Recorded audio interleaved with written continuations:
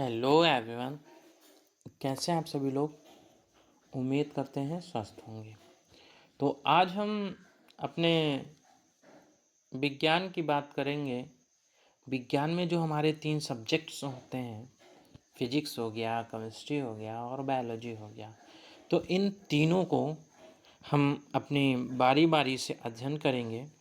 जैसा कि आज से मैं अपना बायोलॉजी चैप्टर स्टार्ट कर रहा हूँ। बायोलॉजी में जो मेन चैप्टर जितने भी सारे होते हैं, उन सभी चैप्टर्स का एक एक करके अध्ययन करेंगे। बायोलॉजी के बाद केमिस्ट्री, उसके बाद फिर फिजिक्स। तो आ जाइए और जुड़ जाइए हमारे यूट्यूब चैनल। ये विज्ञान शब्द कहाँ से लिया गया है? ये विज्ञान शब्द कहाँ से लिया गया है? तो जो विज्ञान शब्द है वो साइंटिया से लिया गया है। साइंटिया क्या है बेटा? ये लैटिन भाषा का एक शब्द है जिसका अर्थ होता है ज्ञान। तो विज्ञान की अगर बात करें तो विज्ञान क्या है?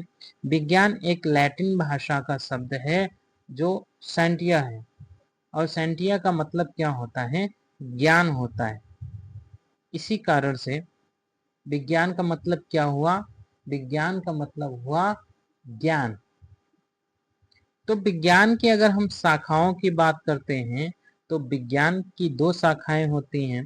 पहला होता है हमारा प्राकृतिक विज्ञान और दूसरा होता है भौतिक विज्ञान। ये जो प्राकृतिक विज्ञान है इसमें हम जीव विज्ञान की बात करेंगे, और जो भौतिक विज्ञान है इसके अंदर 2 विज्ञान की बात करेंगे। एक आएगा भौतिक विज्ञान और दूसरा आएगा रसायन विज्ञान। तो हम इन दोनों विषयों पे बात करेंगे। आगे बढ़ते हैं। जीव विज्ञान। जीव विज्ञान है क्या? जीव विज्ञान क्या है? जीवन का अध्ययन जो है, या सजीवों का जो अध्ययन है, या फिर हम कह सकते हैं कि किसी भी जीवन का अध्ययन या किसी भी सजीव का अध्ययन हमारा जीव विज्ञान कहलाता है। जीव विज्ञान क्या है? जीवन का अध्ययन करना या सजीवों का अध्ययन करना क्या कहलाता है? जीव विज्ञान कहलाता है। जीव विज्ञान के अंतर्गत हमारे 2 ब्रांचेस आते हैं। सबसे पहला आता है पादप विज्ञान और दूसरा आता है जंतु विज्ञान। पादप विज्ञान को बॉटनी कहा जाता है, और जो हमारा जंतु विज्ञान है उसको जूलॉजी कहा जाता है। जंतु विज्ञान को जूलॉजी और पादप विज्ञान को बॉटनी कहते हैं। अब कुछ पॉइंट हैं जिनको हम देखते हैं। ये जो जीव विज्ञान है, मतलब बायोलॉजी, ये जो बायोलॉजी शब्द है ये दिया किसने? किसने बायोलॉजी शब्द दिया? तो इसके लिए 2 लोग आते हैं, लैमार्कवाद और ट्रेविरेनस। ट्रेविरेनस और लैमार्कवाद, इन्होंने जीव विज्ञान शब्द दिया। अगर अरस्तु की बात करते हैं तो अरस्तु को जीव विज्ञान का जनक कहा जाता है। जीव विज्ञान का जनक कहें या फिर फादर ऑफ बायोलॉजी की अगर बात करें तो फादर ऑफ बायोलॉजी किसको कहा जाता है? अरस्तु को कहा जाता है। वही है जो पादप विज्ञान है, या बात करें पादप विज्ञान की, बॉटनी की बात करें तो फादर ऑफ बॉटनी किसको कहा जाता है? थियोफ्रिस्टस को कहा जाता है। फादर ऑफ बॉटनी या पादप विज्ञान का जो जनक है वो किसको कहा जाता है? थियोफ्रिस्टस को कहा जाता है। और वहीं पे अरस्तु को जंतु विज्ञान का जनक कहते हैं, मतलब जूलॉजी का फादर कहते हैं। फादर ऑफ जूलॉजी किसको कहा जाता है? अरस्तु को फादर ऑफ जूलॉजी कहा जाता है। अब हम बात करते हैं इतनी देर से जीव विज्ञान करते आ रहे हैं, तो जीव विज्ञान है क्या? जीव विज्ञान के अंतर्गत हम सजीवों का अध्ययन करते हैं, किसी के जीवन के बारे में हम अध्ययन करते हैं, या किसी की जिंदगी का अध्ययन करते हैं।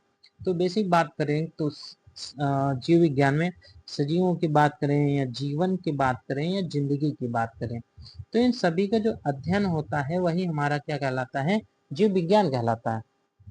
तो जीव विज्ञान के अगर हम लक्षण की बात करें, भाई ये जीव विज्ञान के अंतर्गत आते हैं तो कैसे आते हैं? उनके कुछ ना कुछ लक्षण होंगे। तो भाई जितने भी जीव होते हैं वो श्वसन करेंगे, जितने भी सजीव होते हैं वो श्वसन करेंगे ही करेंगे। वृद्धि और विकास भी करते हैं, प्रचलन भी करते हैं और उत्सर्जन तथा प्रजनन। ये पांच के पांचों चीजें जो भी सजीव करते हैं वो सारे के सारे क्या कहलाते हैं? उन सभी के सभी लोगों का जो अध्ययन होगा वो जीव विज्ञान के अंतर्गत आता है। तो इन सभी का जो अध्ययन है वो क्या कहलाएगा? जैव प्रक्रम कहलाता है। भाई हम सभी लोगों को, सभी सजीवों को जीवन जीने के लिए कुछ प्रक्रम करना रहता है, उसे ही क्या कहते हैं? जैव प्रक्रम कहते हैं। जैसे श्वसन करना ही करना है, वृद्धि विकास होगा ही होगा, प्रचलन, उत्सर्जन और प्रजनन। तो ये सारी चीजें जिसके अंतर्गत आती हैं वो क्या कहलाता है? जैव प्रक्रम कहलाता है। जैव प्रक्रम करने के लिए हमें ऊर्जा की जरूरत होती है, और हमें ऊर्जा कहाँ से मिलती है? हमें ऊर्जा पोषण से मिलती है। अगर हम पोषण नहीं लेंगे तो हमें ऊर्जा नहीं मिलेगी, और अगर ऊर्जा नहीं मिलेगी, अगर ऊर्जा हमें नहीं मिलेगी तो हमारा जैव प्रक्रम सही से नहीं हो पाएगा। और जब जैव प्रक्रम नहीं होगा तो भाई जाहिर सी बात है, कभी सांस लेने में समस्या आएगी, कभी पेट में समस्या आ जाएगी, कभी हमारी वृद्धि विकास नहीं हो पाएगा, नाटे के नाटे ही लोग रह जाते हैं, है ना। किसी का प्रचलन नहीं हो पाता है, किसी का उत्सर्जन नहीं हो पाता है, किसी का प्रजनन नहीं हो पाता है। इसीलिए इन सभी को सुचारू रूप से चलाने के लिए हमें इन सभी के सभी चीजों को बेहतरीन ढंग से चलाने के लिए ऊर्जा की आवश्यकता होती है, और ऊर्जा हमारे पोषण से मिलती है।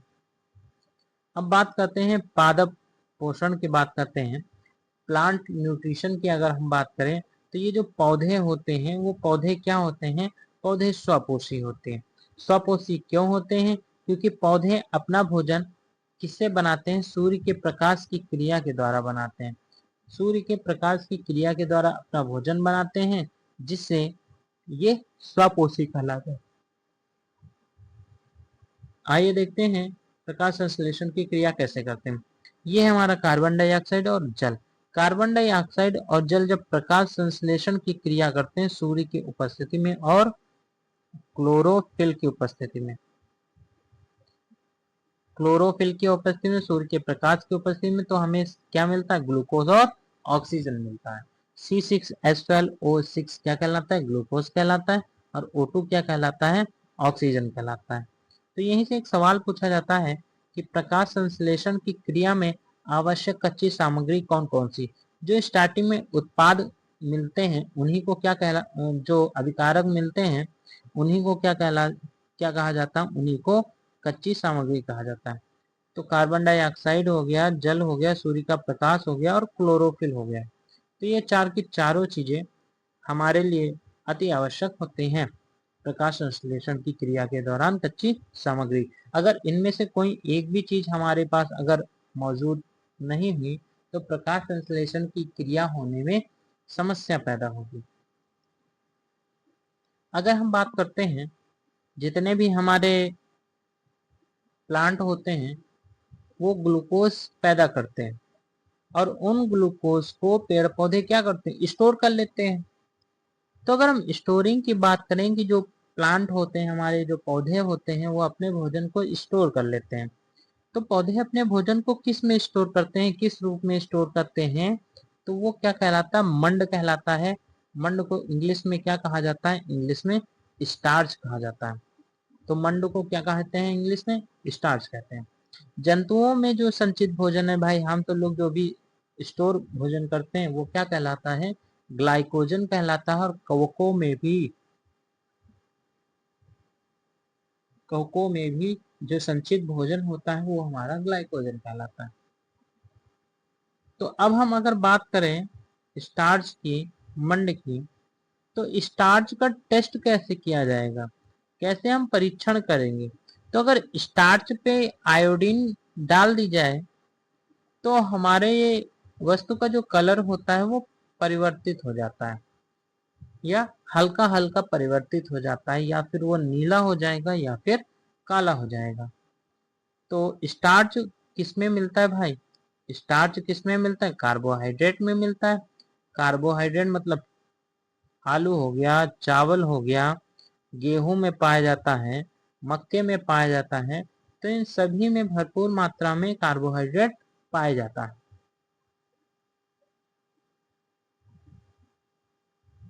प्रकाश संश्लेषण की क्रिया कहाँ संपन्न होती है? एक सवाल है कि प्रकाश संश्लेषण की क्रिया कहाँ संपन्न होती है? पौधे के हरे भागों में। आइए देखते हैं, कुछ बनाते हैं चित्र।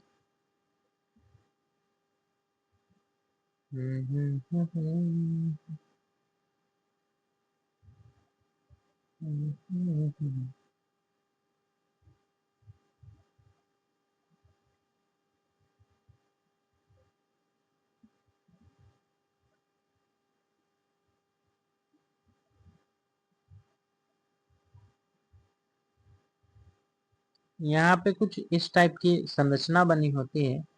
इसे ही क्या कहा जाता है? इसे कहा जाता है हरित लवक। क्या कहा जाता है? हरित लवक कहा जाता है। तो इसे ही कोशिका की रसोई कहा जाता है। तो सवाल अगर पूछे कि कोशिका की रसोई किसे कहा जाता है, तो हरित लवक को कोशिका की रसोई कहा जाता है। नीचे दिया भी है, प्रकाश संश्लेषण की क्रिया पौधों के हरे भागों में संपन्न होती है। इसी कारण से हरित लवक को कोशिका की रसोई कहा जाता है। तो अक्सर ये सवाल पूछा जाता है कि कोशिका की रसोई किसको कहा जाता है? वो कहा जाता है हरित लवक को। आगे देखते हैं, मेसोफिल कोशिका क्या होती है? वह पादप कोशिका जिसमें हरित लवक की मात्रा बहुत ज्यादा हो जाती है, उसे क्या कहते हैं? उसे कहते हैं मेसोफिल सेल।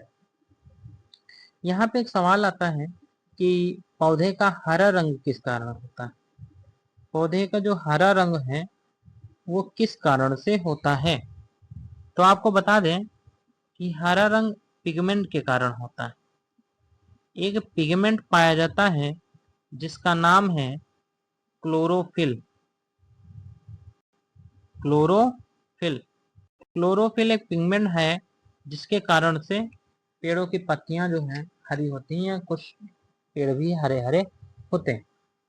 तो पौधों का जो हरा रंग है वो किस कारण से होता है? वो क्लोरोफिल के कारण से होता है, क्योंकि हरित लवक में एक पिगमेंट पाया जाता है क्लोरोफिल, जिसकी वजह से हमारी पौधे हरे होते हैं, या फिर पौधे की जो पत्तियां होती हैं वो भी हरी होती हैं। आगे बढ़ते हैं, यहाँ पे ये सारे कुछ इंपॉर्टेंट फैक्ट्स हैं जो याद करने पड़ते हैं। पहला जो फैक्ट है, प्रकाश संश्लेषण की क्रिया के दौरान जो हमारी सौर ऊर्जा है वो किस में बदल जाती है? सौर ऊर्जा रासायनिक ऊर्जा में परिवर्तित हो जाती है। ये जो क्लोरोप्लास्ट होता है, पर्णहरित होता है, इसमें कौन सी धातु सबसे ज्यादा पाई जाती है? तो वो मैग्नीशियम धातु सबसे ज्यादा पाई जाती है। अगला है कि प्रकाश संश्लेषण की क्रिया में मुक्त ऑक्सीजन कहाँ से हमें प्राप्त होती है? वो प्राप्त होती है जल के माध्यम से। अगला है, प्रकाश संश्लेषण की क्रिया में अवशोषित प्रकाश की तरंगदैर्घ्य कितनी होती है? 4000 एंगस्ट्रॉम से लेकर के 400 एंगस्ट्रॉम से लेकर के 400 नैनोमीटर से लेकर के 700 नैनोमीटर तक होती है। या फिर इसको हम कह सकते हैं कि 4000 एंगस्ट्रॉम से लेकर के 7000 एंगस्ट्रॉम तक ये प्रकाश की तरंगदैर्घ्य होती है। 400 नैनोमीटर कह दें या फिर 4000 एंगस्ट्रॉम की बात कर दें। तो प्रकाश की अगर दर की बात करें तो प्रकाश की दर सबसे ज्यादा कहाँ होती है? सबसे ज्यादा अगर बात करें तो वो शैवाल में होती है, और सबसे कम की अगर बात करें तो पौधों के हरे भागों में होती है। भाई जब लोग पूछते हैं कि ये बताओ सबसे ज्यादा तुम्हें ऑक्सीजन कहाँ से मिलती है, तो हमारा आंसर आता है कि शैवाल से। भाई सबसे ज्यादा ऑक्सीजन शैवाल से मिलता है। क्यों मिलता है? क्योंकि वो सबसे ज्यादा प्रकाश संश्लेषण की क्रिया करते हैं। वो करते क्यों हैं? भाई जाहिर सी बात है कि वो समुद्र में पाए जाते हैं। ये जो शैवाल होते हैं वो कहाँ पाए जाते हैं? समुद्र में पाए जाते हैं। और समुद्र में पाए जाने के कारण उनको जल की मात्रा कभी कम नहीं होती, और उनको भरपूर मात्रा में जो है कीड़े मकोड़ों से कार्बन डाइऑक्साइड की मात्रा मिलती रहती है। वो कार्बन डाइऑक्साइड ले रहे हैं, सूर्य अपना दे रहे हैं, और क्लोरोफिल एक पिगमेंट है जिसकी पिगमेंट है जो पौधों में तो पाया ही जाता है, इसी कारण से वो प्रकाश संश्लेषण की क्रिया सबसे अधिक करते हैं और सबसे अधिक ऑक्सीजन निकालते हैं। सबसे ज्यादा ऑक्सीजन उसी से हमें प्राप्त होता है। देखिए यहाँ सवाल भी आया कि पृथ्वी को सबसे अधिक ऑक्सीजन कहाँ से प्राप्त होता है? शैवाल से प्राप्त होता है। बस भाई आज की क्लास यहीं तक रखते हैं। अगर आज की क्लास हमारी आपको अच्छी लगी तो हमारे चैनल को भाई सब्सक्राइब करिए और सब्सक्राइब के साथ साथ लाइक और कमेंट भी कीजिए। Thank you very much. मिलते हैं नेक्स्ट क्लास में।